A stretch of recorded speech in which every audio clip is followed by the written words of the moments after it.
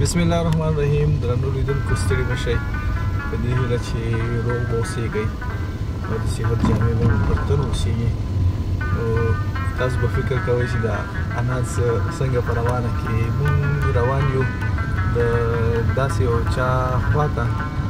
چې ډېری وخت ډېری هغه مسؤلین او یا چې د هغه چا وظیفه چې اوسېږي هغه تل په دې کوشش کې وي چې لاړ شي هغه له نږدې نه وڅاري، له نږدې نه یې وګوري چې د ده هغه کارکردګي، د ده هغه کیریر یا د ده هغه کوم څه کې چې دوی مهارت لري هغه دی په څه شکل باندې ترسره کوي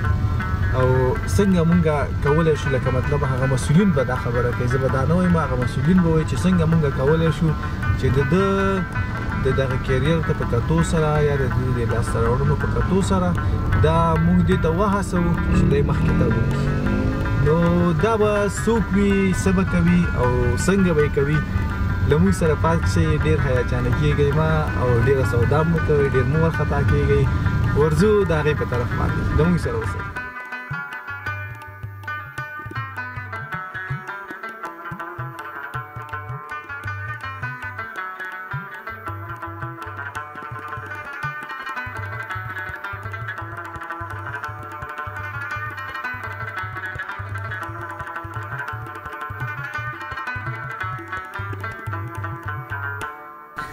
درنو لیدونکو بیا هم ستړي مه شئ، ښه راغلی.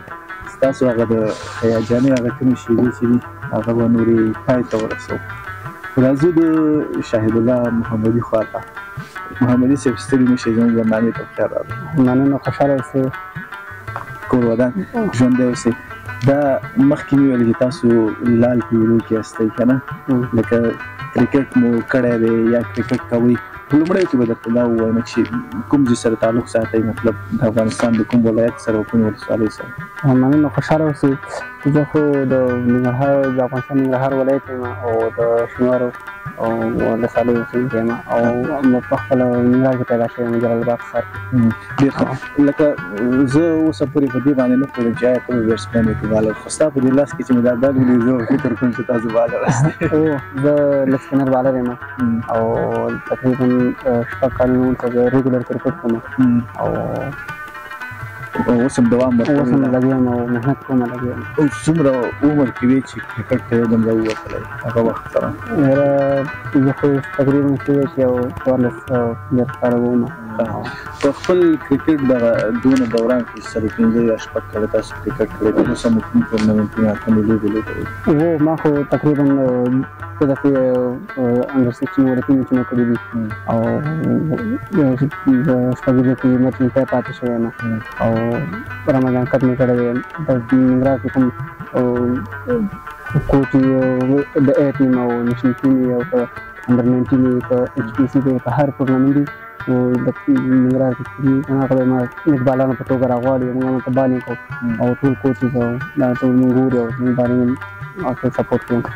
ملي ټیم کوم لوبغاړي دی تر اوسه بال کړی؟ او ډېرو ته مې بالینګ کړی، ګوربس ته مې کړی دی، رګرسن ته مې کړی دی، زبید اکبري ته مې کړی دی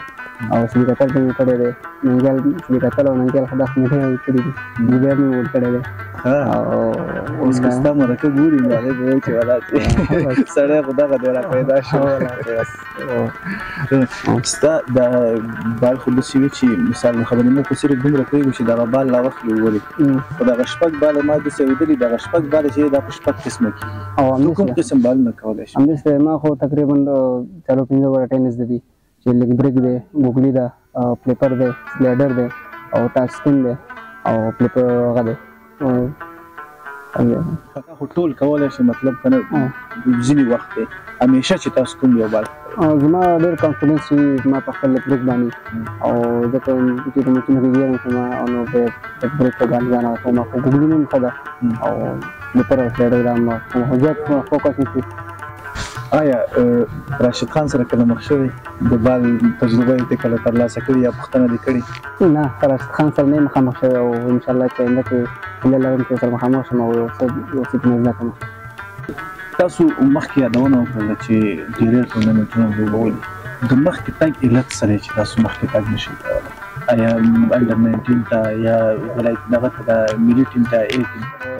په 2022 کې فکر کوم د 19 اوپن ټرایل په غازي امان الله خان کې په هر ځای کې خپل ټرایلونه نو دغه ټرایل ته لاړم خدای ته سازت کسان هم راغلي وو دا ګراوند ته لاړم نو ما ځان باندې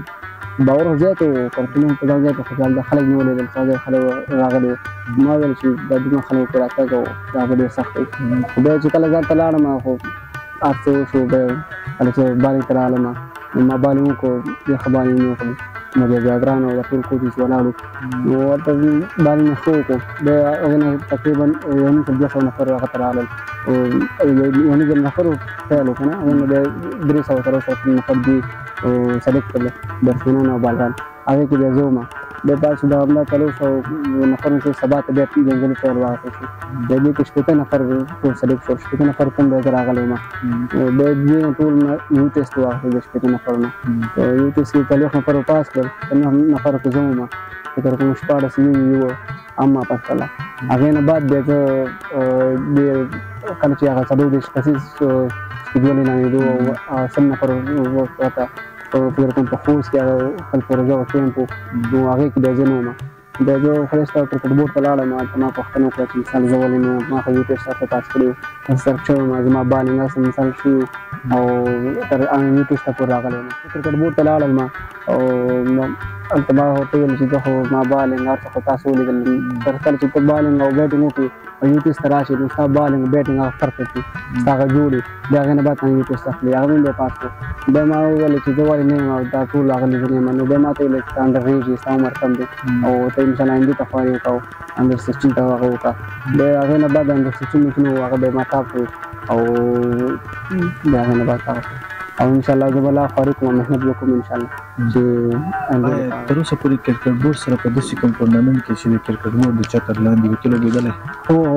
زه خو انډر کلب تقریبا ما 3 کاله سر په سر انډر کلب وکړو پرفارمنس مې وکړو خو هغه پرفارمنس به نه و کوم چې مثال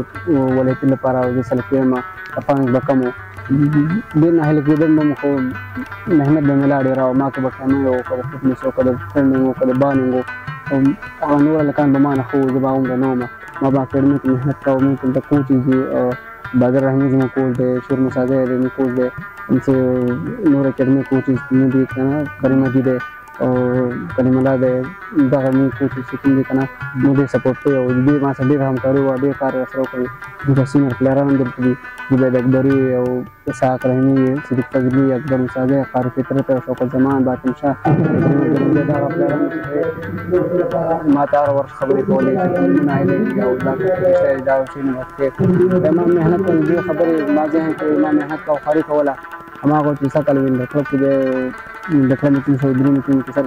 په سر پنځه په وکړې واخلې درې پنځه وکړې او اوس په نمبر کې ټاپ یې اول نمبر یې په ملي ټیم کې داسې کوم لوبغاړی دی چې ستا د بال نه ډېر متاثره دی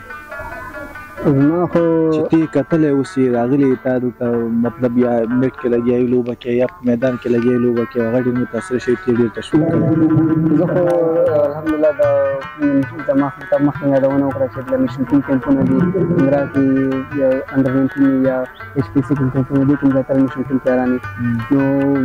زی اکبر هم ډېر شوی دی او زه ډېر سپورټ کړی یم آوټ کړی دی آوټ کړی یم دی او خپل بالر دی که نه نو زه ډېر سپورټ کړی یم حمزه هوتک ډېر سپورټ کړی یم او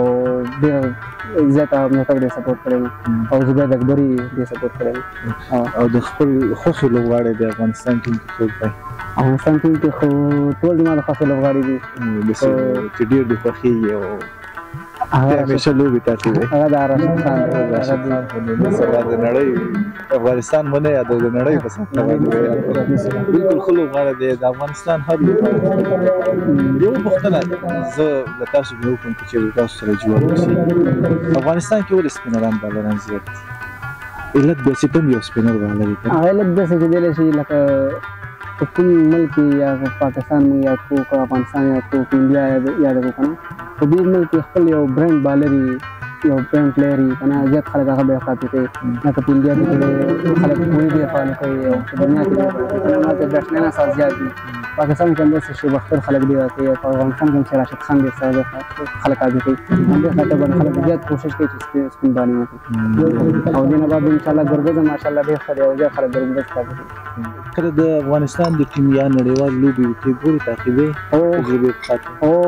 ټول کار ګورم افغانستان کې کوم ټیم د راشد خان که د ګربز وي که هم سپلې یا کوم نورې ټیم افغانستان ټول ګورم. نړیوال کرکټ کې کوم لوبغاړی نړیوال کرکټ کې بیټسمینان کې زما د خوښې لوبغاړی ګربز دی. نړیوالو کې مې ویل افغانستان کې نړیوال نور ټیمونه چې دي هغه مې د ډیویلر دی او په بالران کې چهار. د خپل د کرکټ د کیریر د 15 کاله تا کرکټ وکړو شاوخوا داسې یو خاطرې راته ووایه چې تا ورته ډېر خندلي اوسي. داسې خاطره خو ونې خو چې زه زیات خوشحاله شوی یم هغه د سږ کال خپل پرفارمنس ته ځکه چې ما 15 کاله ډېر سختۍ مې ولیدلې ډېر مشکلاتونه مې ولیدل ډېر خواري محنت سختي ګرمۍ کې به راتلم خو ما ته پرفارمنس نه مې راوړېده ناهیله کېدم به خو سږ کال یې درې میچونو کې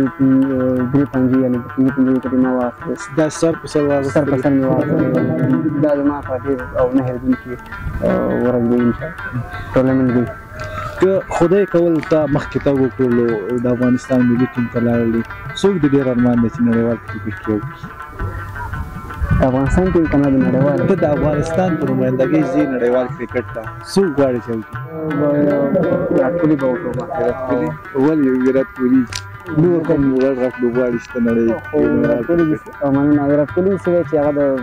دنیا کې یو برانډ دی او هغه دی چې هغه مې ورته دا نور اسانه نه ویسته انشاءالله یو ورځ به مخکې تګ کوي او د ارمان به پوره کېږي. څه غوښتنه د